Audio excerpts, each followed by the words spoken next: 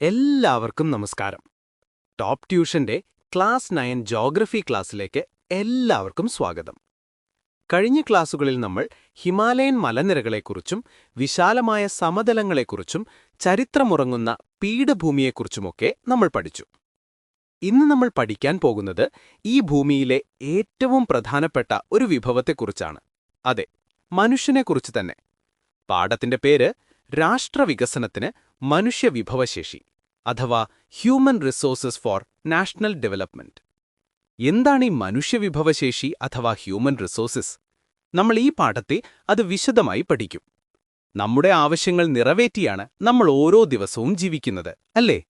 നമുക്ക് വേണ്ട സാധനങ്ങളും സേവനങ്ങളും നമ്മൾ തന്നെ ഉൽപ്പാദിപ്പിക്കുകയും വിതരണം ചെയ്യുകയും ചെയ്യുന്നു. മറ്റുള്ള ജീവികളിൽ നിന്ന് മനുഷ്യനെ വ്യത്യസ്തനാക്കുന്നതും ഇതുതന്നെയാണ്. ഒരു ഉൽപ്പന്നമുണ്ടാക്കാൻ പല ഘടകങ്ങൾ ആവശ്യമാണ്. ഉദാഹരണത്തിന്, നെൽകൃഷി ചെയ്യുന്ന കാര്യമൊന്ന് ആലോചിച്ചു നോക്കൂ. എന്തൊക്കെ ഘടകങ്ങളാണ് അവിടെ വേണ്ടത്? കൃഷി ചെയ്യാൻ ഒരു വയൽ വേണം, അല്ലേ? അതായത് ഭൂമി. പിന്നെ വിത്ത് വേണം. അവിടെ പണിയെടുക്കാൻ ആളുകൾ വേണം, അതായത് തൊഴിലാളികൾ. പിന്നെ ട്രാക്ടർ പോലുള്ള യന്ത്രങ്ങൾ വേണ്ടിവരും. വളം വാങ്ങണം. ഇതിനൊക്കെ പണം വേണം, അല്ലേ? അതിനെ നമ്മൾ മൂലധനം അഥവാ ക്യാപിറ്റൽ എന്ന് പറയും. ഈ ഭൂമിയും തൊഴിലാളികളെയും മൂലധനത്തെയും എല്ലാം ശരിയായി ഒരുമിപ്പിച്ച് കൃഷി വിജയകരമാക്കാൻ ഒരാൾ വേണം. അയാളാണ് സംഘാടകൻ അഥവാ ഓൺട്രപ്രണർ. അപ്പോൾ ഉൽപ്പാദനത്തിന് പ്രധാനമായും 4 ഘടകങ്ങൾ വേണം: ഭൂമി അഥവാ ലാൻഡ്, തൊഴിൽ അഥവാ ലേബർ, മൂലധനം അഥവാ ക്യാപിറ്റൽ, സംഘാടനം അഥവാ ഓൺട്രപ്രണർഷിപ്പ്. ഇവയെ സാമ്പത്തിക വിഭവങ്ങൾ എന്നും പറയാം. മണ്ണ്, വെള്ളം തുടങ്ങിയ പ്രകൃതി വിഭവങ്ങളെല്ലാം ഭൂമി എന്ന ഘടകത്തിൽപ്പെടും. പ്രതിഫലം വാങ്ങി മനുഷ്യർ ചെയ്യുന്ന ശാരീരികമോ ബൗദ്ധികമോ ആയ ഏതു ജോലിയും തൊഴിലാണ് അഥവാ ലേബറാണ്. ഉൽപ്പാദനത്തിന് സഹായിക്കുന്ന മനുഷ്യനിർമ്മിതമായ എല്ലാ വസ്തുക്കളെയും മൂലധനം എന്നു പറയുന്നു. ഈ 3 ഘടകങ്ങളെയും കൂട്ടിയിണക്കി ഉൽപ്പാദനം സാധ്യമാക്കുന്ന പ്രക്രിയയാണ് സംഘാടനം. ഈ 4 ഘടകങ്ങളും ഉപയോഗിക്കുന്നതിന് ഒരു പ്രതിഫലമുണ്ട്. ഭൂമിക്ക് പാട്ടം, തൊഴിലിന് കൂലി, മൂലധനത്തിന് പലിശ, സംഘാടനത്തിന് ലാഭം. ഇതിലേത് പ്രതിഫലമാണ് ഏറ്റവും കൂടുതൽ ആളുകളിലേക്കെത്തുന്നത്? കൂലി, അല്ലേ? അതെ. അപ്പോൾ ഉൽപ്പാദന പ്രക്രിയയിൽ ഏറ്റവും കൂടുതൽ ഉപയോഗിക്കുന്ന ഘടകമേതാണ്? തൊഴിൽ തന്നെ. മിക്ക ആളുകളുടെയും വരുമാനത്തിന്റെ ഉറവിടം അവർ ചെയ്യുന്ന തൊഴിലിന് കിട്ടുന്ന കൂലിയാണ്. ഇവിടെയാണ് മനുഷ്യവിഭവത്തിന്റെ പ്രാധാന്യം വരുന്നത്. എന്താണ് ഈ മനുഷ്യവിഭവം അഥവാ ഹ്യൂമൻ റിസോഴ്സസ്? ഉൽപ്പാദന പ്രക്രിയയിൽ ഉപയോഗിക്കാൻ കഴിയുന്ന, ജോലി ചെയ്യാൻ കഴിവുള്ള ആളുകളെയാണ് മനുഷ്യവിഭവം എന്ന് പറയുന്നത്. ലഭ്യമായ പ്രകൃതി വിഭവങ്ങളെ മറ്റുൽപ്പാദന ഘടകങ്ങളുടെ സഹായത്തോടെ തങ്ങളുടെ കായികവും ബൗദ്ധികവുമായ കഴിവുകൾ ഉപയോഗിച്ച് ഉൽപ്പന്നങ്ങളാക്കി മാറ്റാൻ മനുഷ്യവിഭവത്തിന് കഴിയും. അതായത്, മനുഷ്യനില്ലെങ്കിൽ മറ്റു വിഭവങ്ങൾക്ക് ഒരു പ്രയോജനവുമില്ല. ഒരു രാജ്യത്തെ സംബന്ധിച്ചിടത്തോളം അവിടുത്തെ മനുഷ്യരാണ് ഏറ്റവും വലിയ സമ്പത്ത്. മനുഷ്യവിഭവത്തിന്റെ ഗുണനിലവാരം തീരുമാനിക്കുന്ന ഒരു പ്രധാന ഘടകമാണ് ഉൽപ്പാദനക്ഷമത. എന്താണ് ഈ പ്രൊഡക്ടിവിറ്റി? സാധനങ്ങളും സേവനങ്ങളും ഉൽപ്പാദിപ്പിക്കാനുള്ള ഓരോ ഉൽപ്പാദന ഘടകത്തിന്റെയും കഴിവിനെയാണ് ഉൽപ്പാദനക്ഷമത എന്ന് പറയുന്നത്. എല്ലാവർക്കും ഒരേ ഉൽപ്പാദനക്ഷമതയാണോ? ഒരിക്കലുമല്ല. നല്ല വിദ്യാഭ്യാസവും പരിശീലനവും ആരോഗ്യവുമുള്ള ഒരാൾക്ക് കൂടുതൽ കാര്യക്ഷമമായി ജോലി ചെയ്യാൻ കഴിയും. അപ്പോൾ അയാളുടെ ഉൽപ്പാദനക്ഷമത കൂടുതലായിരിക്കും. അപ്പോൾ ഒരു രാജ്യത്തെ മുഴുവൻ ജനങ്ങളെയും നമുക്ക് മനുഷ്യവിഭവം എന്ന് കണക്കാക്കാൻ പറ്റുമോ? ഇല്ല. കുട്ടികൾക്കും പ്രായമായവർക്കും ജോലി ചെയ്യാൻ കഴിയില്ലല്ലോ.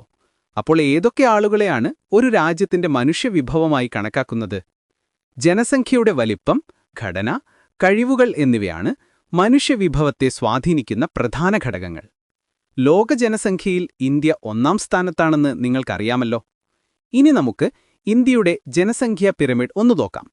എന്താണ് ഈ പോപ്പുലേഷൻ പിരമിഡ്? ഒരു രാജ്യത്തെ ജനസംഖ്യയെ വിവിധ പ്രായത്തിലുള്ള സ്ത്രീകളും പുരുഷനുമായി തിരിച്ചു കാണിക്കുന്ന ഒരു ഗ്രാഫാണിത്.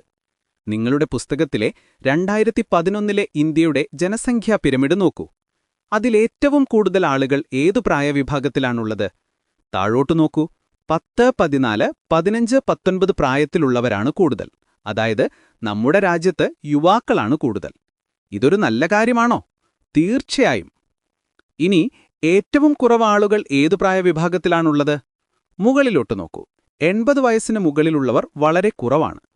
ഈ പിരമിഡ് നോക്കി ഓരോ പ്രായവിഭാഗത്തിലെയും സ്ത്രീ-പുരുഷ അനുപാതം അഥവാ സെക്സ് റേഷ്യോ നമുക്ക് കണ്ടെത്താൻ കഴിയും. ഏത് പ്രായത്തിലുള്ളവർക്കായിരിക്കും ജോലി ചെയ്യാനുള്ള കഴിവും താൽപ്പര്യവും കൂടുതൽ? തീർച്ചയായും യുവാക്കൾക്ക് തന്നെ. അതുകൊണ്ടാണ് യുവജനങ്ങളുള്ള രാജ്യത്തെ യുവത്വത്തിന്റെ ശക്തി അഥവാ ഡെമോഗ്രഫിക് ഡിവിഡൻഡ് എന്ന് പറയുന്നത്. ഇന്ത്യ ഇപ്പോൾ ആ ഒരു ഘട്ടത്തിലൂടെ കടന്നുപോകുന്നു. ഇനി നമുക്ക് തൊഴിൽ ശക്തിയെക്കുറിച്ച് പഠിക്കാം.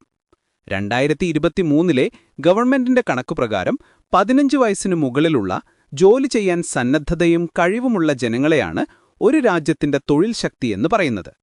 ഈ പ്രായഘടകയിലുള്ള ആളുകളുടെ എണ്ണം കൂടുതലാണെങ്കിൽ അത് രാജ്യത്തിന്റെ വരുമാനത്തെയും സാമ്പത്തിക വളർച്ചയെയും നല്ല രീതിയിൽ സ്വാധീനിക്കും. അപ്പോൾ ഒരു രാജ്യത്തിന്റെ സാമ്പത്തിക വളർച്ചയെ സ്വാധീനിക്കുന്നത് അവിടുത്തെ ജനസംഖ്യയാണോ അതോ തൊഴിൽ ശക്തിയാണോ? തീർച്ചയായും തൊഴിൽ ശക്തിയാണ്. കാരണം ജനസംഖ്യയിൽ കുട്ടികളും പ്രായമായവരും ഉൾപ്പെടും. അവർ ഉൽപ്പാദനത്തിൽ പങ്കാളികളാകുന്നില്ല. മനുഷ്യവിഭവത്തിന്റെ ഉൽപ്പാദനക്ഷമത നമുക്ക് വർദ്ധിപ്പിക്കാൻ കഴിയുമോ? തീർച്ചയായും കഴിയും. നല്ല വിദ്യാഭ്യാസവും മുറയായ പരിശീലനവും ആരോഗ്യ സംരക്ഷണവും നൽകുന്നതിലൂടെ മനുഷ്യവിഭവത്തെ കൂടുതൽ കാര്യക്ഷമമാക്കാം. അങ്ങനെ മനുഷ്യവിഭവത്തെ മെച്ചപ്പെടുത്തുന്നതിനെയാണ് മനുഷ്യമൂലധന രൂപീകരണം എന്ന് പറയുന്നത്. എന്താണ് ഈ മനുഷ്യമൂലധനം അഥവാ ഹ്യൂമൻ ക്യാപിറ്റൽ? നമ്മളെല്ലാം മനുഷ്യവിഭവങ്ങളാണ്. എന്നാൽ വിദ്യാഭ്യാസവും തൊഴിൽ പരിശീലനവും നേടുന്നതിലൂടെ നമ്മൾ മനുഷ്യമൂലധനമായി മാറുന്നു. അതായത് മനുഷ്യവിഭവത്തിന്റെ സാമ്പത്തിക മൂല്യത്തെയാണ് മനുഷ്യമൂലധനം എന്ന് പറയുന്നത്. വിദ്യാഭ്യാസവും ആരോഗ്യവുമുള്ള ഒരു ഡോക്ടർ രാജ്യത്തിനൊരു മുതൽക്കൂട്ടാണ്, അതായത് ഒരു ക്യാപിറ്റലാണ്. കാലക്രമേണ മനുഷ്യമൂലധനത്തിന്റെ സ്റ്റോക്കിലുണ്ടാകുന്ന വർധനവിനെയാണ് മനുഷ്യമൂലധന രൂപീകരണം എന്ന് പറയുന്നത്. നിങ്ങൾക്ക് പരിചിതമായ ചില മനുഷ്യമൂലധനങ്ങൾക്ക് ഉദാഹരണം പറയാമോ? കർഷകർ, അധ്യാപകർ, ശാസ്ത്രജ്ഞർ, ഡ്രൈവർ ഇവരെല്ലാം മനുഷ്യമൂലധനമാണ്. ഇന്ത്യയുടെ വളർന്നുവരുന്ന തൊഴിൽ ശക്തി രാജ്യത്തിന് പ്രയോജനപ്പെടണമെങ്കിൽ ഈ മനുഷ്യമൂലധനം വർദ്ധിപ്പിക്കേണ്ടത് അത്യാവശ്യമാണ്. എങ്ങനെയെല്ലാം നമുക്ക് മനുഷ്യമൂലധനം ശക്തിപ്പെടുത്താം? മെച്ചപ്പെട്ട ആരോഗ്യ സൗകര്യങ്ങൾ നൽകണം. വിദ്യാഭ്യാസ രംഗത്ത് വലിയ തോതിൽ നിക്ഷേപം നടത്തണം. നൈപുണ്യ വികസനത്തിന് ഊന്നൽ നൽകണം. തൊഴിലാളി സൗഹൃദപരമായ തൊഴിലന്തരീക്ഷം സൃഷ്ടിക്കണം. മനുഷ്യമൂലധന രൂപീകരണത്തെ സ്വാധീനിക്കുന്ന പ്രധാന ഘടകങ്ങളേതൊക്കെയാണെന്ന് അറിയാമോ? പ്രധാനമായും 5 ഘടകങ്ങളുണ്ട്. വിദ്യാഭ്യാസം അഥവാ എഡ്യൂക്കേഷൻ, ആരോഗ്യം അഥവാ ഹെൽത്ത്, തൊഴിൽ പരിശീലനം അഥവാ ജോബ് ട്രെയിനിംഗ്, കുടിയേറ്റം അഥവാ മൈഗ്രേഷൻ, വിവരങ്ങൾ ലഭ്യമാക്കൽ അഥവാ ആക്സസ് ടു ഇൻഫർമേഷൻ. നമുക്ക് ഈ ഓരോ ഘടകങ്ങളെക്കുറിച്ചും വിശദമായി പഠിക്കാം. മനുഷ്യമൂലധന രൂപീകരണത്തെ സ്വാധീനിക്കുന്ന ആദ്യത്തെയും ഏറ്റവും പ്രധാനപ്പെട്ടതുമായ ഘടകമാണ് വിദ്യാഭ്യാസം. നിങ്ങളുടെ മാതാപിതാക്കൾ എന്തിനാണ് വിദ്യാഭ്യാസത്തിന് ഇത്രയധികം പ്രാധാന്യം നൽകുന്നത്? നല്ല ജോലി കിട്ടാൻ, നല്ല ജീവിതം നയിക്കാൻ, അല്ലേ? അതെ, വിദ്യാഭ്യാസം നമ്മളിൽ എന്ത് മാറ്റങ്ങളാണ് വരുത്തുന്നത്? വിദ്യാഭ്യാസത്തിലൂടെ ആളുകൾക്ക് ആധുനിക സാങ്കേതികവിദ്യ ഫലപ്രദമായി ഉപയോഗിക്കാൻ കഴിയും. മെച്ചപ്പെട്ട ജോലി നേടാൻ കഴിയും. കൂടുതൽ വരുമാനം നേടാൻ കഴിയും. അങ്ങനെ രാജ്യത്തിന്റെ വളർച്ചയ്ക്ക് ഒരു മുതൽക്കൂട്ടായി മാറാനും കഴിയും.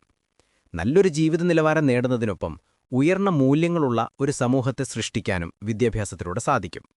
വിദ്യാഭ്യാസമുള്ള ആളുകൾ ഒരു രാജ്യത്തിന്റെ സ്വത്താണ്, അല്ലേ? ഇനി നമുക്ക് അറിവ് സമ്പദ്വ്യവസ്ഥ അഥവാ നോളജ് എക്കോണമി എന്ന ആശയത്തെക്കുറിച്ച് നോക്കാം. എന്താണിത്? ബൗദ്ധിക ശേഷിയും വിവരസാങ്കേതികവിദ്യയും സമന്വയിപ്പിച്ച് പരമാവധി സാമ്പത്തിക വളർച്ച കൈവരിക്കുന്ന ഒരു സാമ്പത്തിക വ്യവസ്ഥയാണിത്. അതായത് അറിവിനെ ഒരു ഉൽപ്പന്നമാക്കി മാറ്റുക.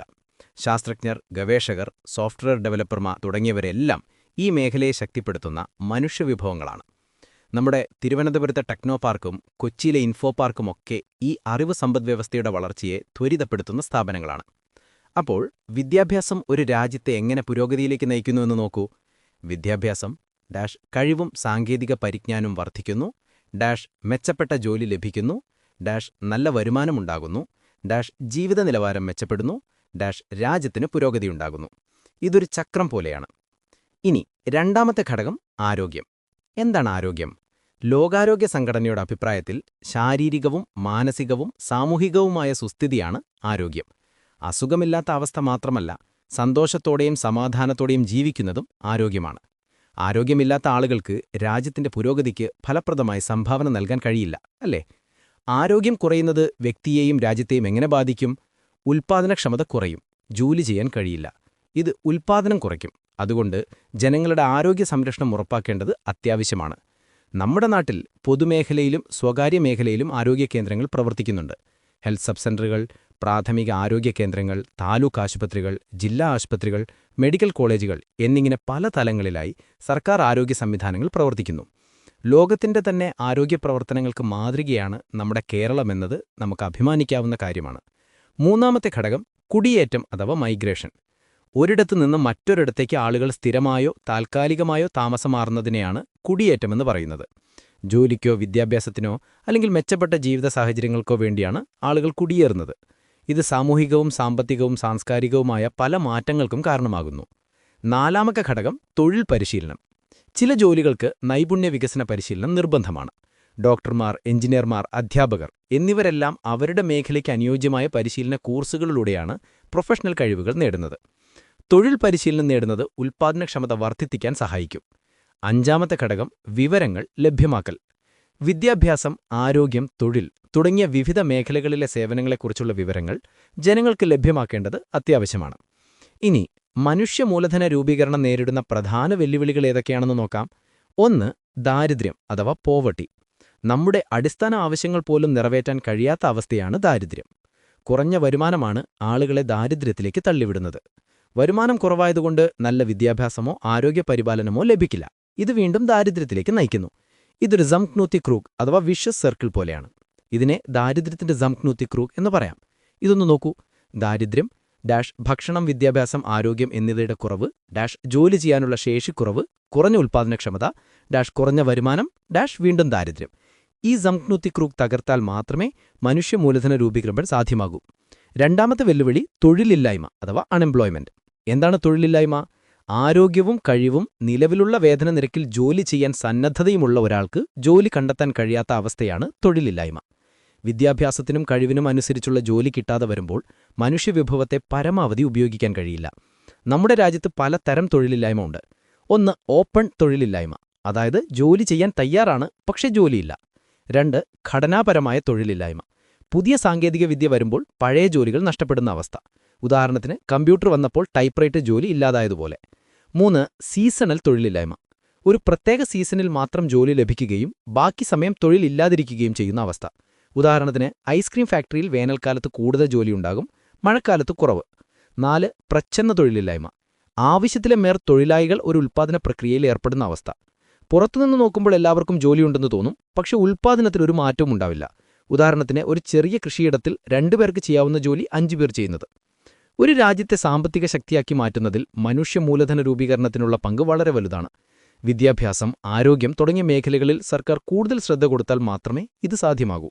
കൃത്യമായ ആസൂത്രണത്തിലൂടെ മനുഷ്യവിഭവത്തെ പൂർണ്ണമായി ഉപയോഗപ്പെടുത്തിക്കൊണ്ട് ഒരു രാഷ്ട്രത്തിന് നന്നായി മുന്നേറാൻ കഴിയും.